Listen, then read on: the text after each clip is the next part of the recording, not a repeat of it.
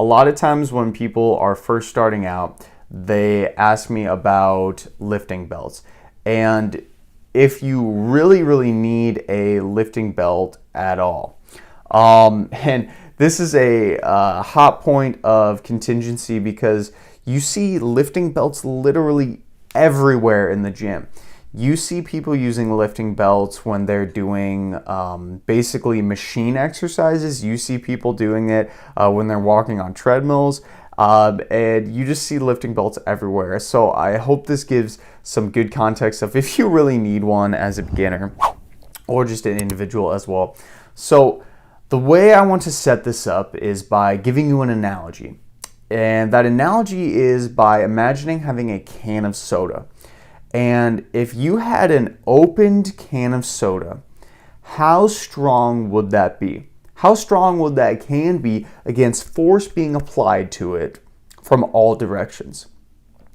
That can is going to be incredibly weak, right? That can is going to be easily crushed by all the different forces around it, okay? That's an open can. That has very little pressure. Now, an unopened can, there's a lot of pressure on the inside. There's a lot of that air pressure built up so that if you're pushing from the side and you're putting lots of different force on it, you will be able to, for the most part, withstand that crush. Of course not if you're like literally stomping on it or what have you, or if you're throwing it at your little brother who you despise, that's probably going to crush it as well.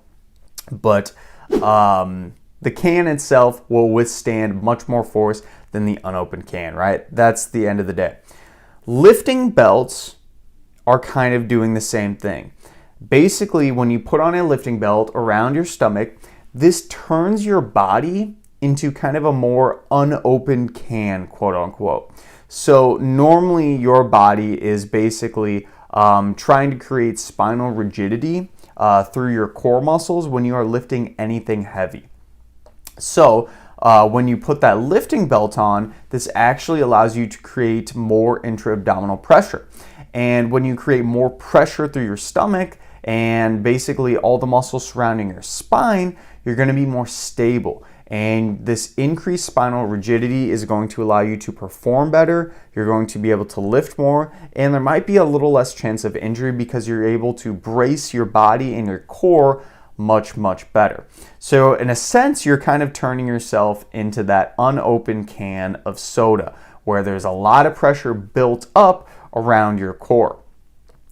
So do you really need one? Well, no, absolutely not. And this is where I should kind of go into if you're a casual lifter versus an advanced lifter.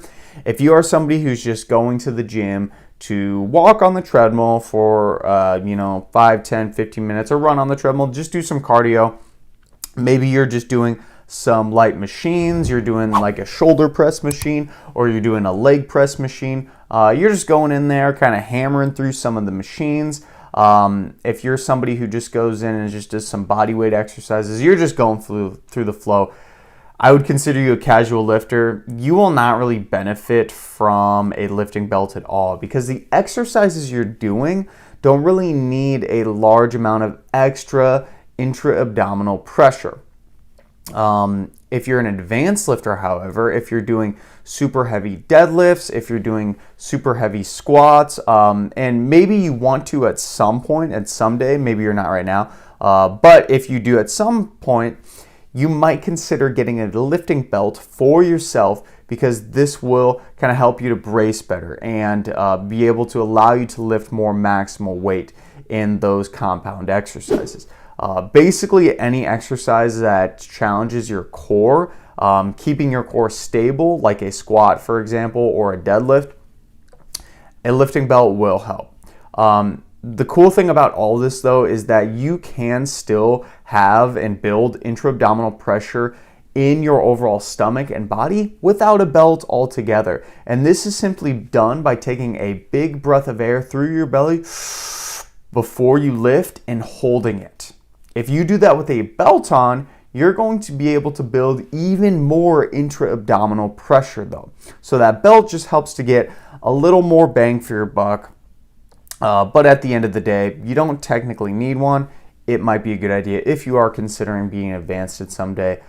There's a lot of belts on the market too. I would highly recommend to make sure you get one that's an equal pressure all the way around your body. So there's some where the back is tapered, or basically where the lower back area is, it's a lot higher, and in the front it's a little bit skinnier. I would get one that's an equal size all the way around, because that's going to give you equal strength distribution when you are pressing through with your core muscles to create that intra-abdominal pressure. So hopefully that gave you a little insight into lifting belts and the best options for you. And if you really need one, like the video if that provided some value for you.